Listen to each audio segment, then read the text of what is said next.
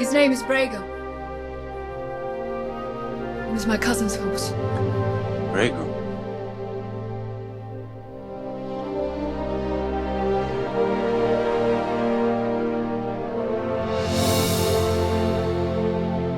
I've heard of the magic of elves, but did not look for it in a ranger from the north. You speak as one of their own. I was raised in Rivendell. For a time. Some inherit a crown. Others spend a lifetime learning how to carry it. For generations, they remained unseen, guarding roads that did not remember them, watching over borders that no longer bore their name, and carrying a hope that had become almost indistinguishable from patience. Until at last, one of them stepped forward. Welcome back to the Grey Havens Hour. What began with a broken sword has passed through exile, failure, silence, and the long watch of lives never named. Númenor fell beneath the sea. Elendil came out of the wreckage and stood where he had been called to stand. Isildur inherited more than he understood, and the Dunedain of the north guarded what the world slowly forgot. And now, at last, that hidden line becomes visible again. Not first in splendour, not first in triumph, not first as a king returning to a people ready to receive him, but as Strider, a weathered man in the corner of an inn, mistrusted by those he helped protect, and already carrying responsibility long before anyone is prepared to recognize his name. Aragorn enters the story almost without warning. He is not introduced with banners, heralds, or the clear sign of royal return, but through unease. He sits apart from the warmth and noise of the prancing pony, watching and listening while others look at him with suspicion. To the people around him, he does not appear as the heir of Elendil, nor as the last hope of the line of kings, but as a dangerous-looking wanderer whose knowledge of the wild seems almost troubling. And that matters, because this is what the line of the north has become.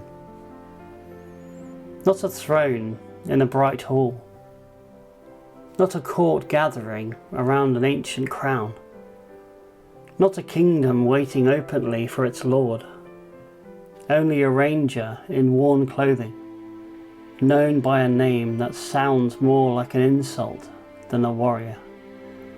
Strider. The people of Bree do not understand what he is.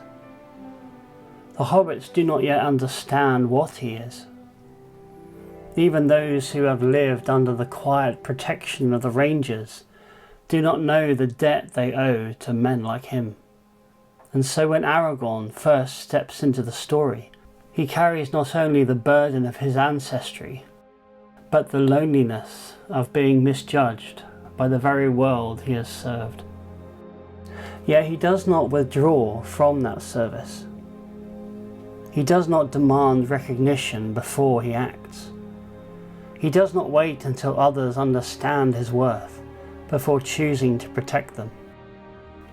Instead, he takes responsibility for frightening travellers being haunted by servants of the enemy, and in doing so, he becomes the bridge between the hidden labour of the Dunedain and the visible return of the king. This is the first thing we must understand about Aragorn. Before he is revealed, he serves.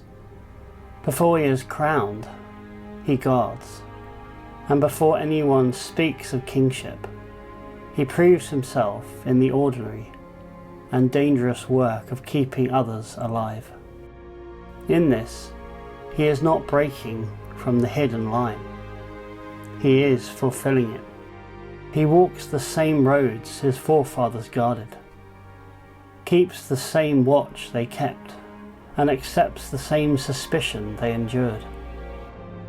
But in him, the long secrecy of the Dunedain is beginning to move towards its purpose. For generations, they watched from beyond the edges of the story. Now one of them must enter it. Aragorn does not become worthy of the crown simply because he is descended from kings.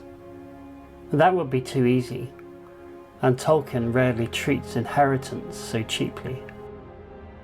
Blood may explain the claim, but it does not prove the man. Ancestry may place a burden upon him, but it does not guarantee that he is ready to bear it. For Aragorn to become more than a name preserved through generations, he must be formed by patience, discipline, service, grief, love, and long obedience. He is raised in Rivendell, under the care of Elrond, in a house where memory has not faded and the old sorrows of the world are still understood. There he learns who he is, and he learns the names behind him. Elendil, Isildur, the kings of the north, and the chieftains who endure after the crown was gone. But Rivendell does not give him merely information. It gives him perspective. It teaches him that the past is not something to be worn like an ornament, nor used as a weapon, nor claimed impatiently because it belongs to him by right. It must be understood. It must be suffered. It must be lived into slowly, until the person who receives it has become capable of holding it without being consumed by it.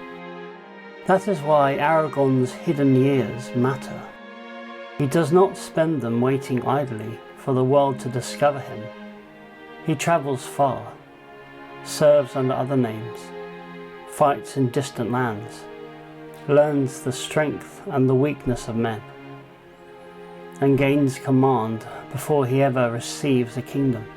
He comes to understand not only the history of the people he may one day rule, but the danger, sorrow, courage, and frailty of the people he is called to serve. There are moments in Aragorn's story when his claim remains hidden, and there are moments when it must be spoken aloud, not for his own glory, but because only the heir can answer what has been left unresolved. The paths of the dead are one of those moments. This is not the road of an ordinary captain. It is not a daring strategy that any brave soldier could choose if only he had enough courage. Others fear that road for good reason, because it leads beneath the mountains, into the memory of a broken oath. But Aragorn goes there because he is not only leading men into battle, he is confronting a failure that was waiting for generations. Long ago, the men of the mountains swore an oath to Isildur, and when the hour came to fulfill it, they betrayed him. Because of that betrayal, they were cursed, and they lingered in unrest, bound to the words they had spoken and abandoned. Now Isildur's heir comes to them. That is the force of this moment.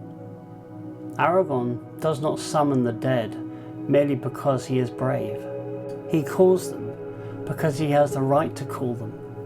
He stands before the dead as the living representative of the house they once betrayed, and he gives them the chance to fulfill at last what they failed to fulfill before.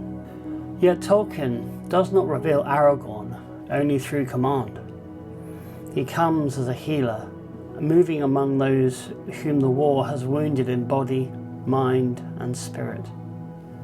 There is an old saying in Gondor: The hand of the king are the hands of a healer, and this is how the hidden king is recognized. Only after the road, the sword, the dead, the battle, and the healing does the crown come. And by then, it feels different. The white tree blooms again. The city is renewed. The king is crowned. And for the first time in generations, the line of Elendil is no longer hidden, whispered, or guarded only by those who remember what others have forgotten. It is seen. It is acknowledged. It stands in the light. But Tolkien does not make the return of the king feel like a simple return to the world before the fall.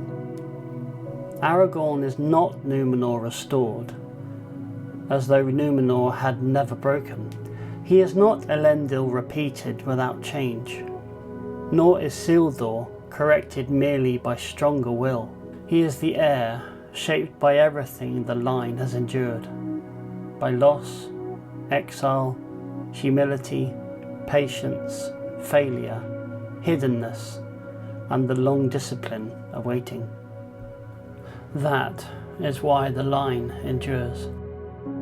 Not because one man possessed it, but because each generation gave it on.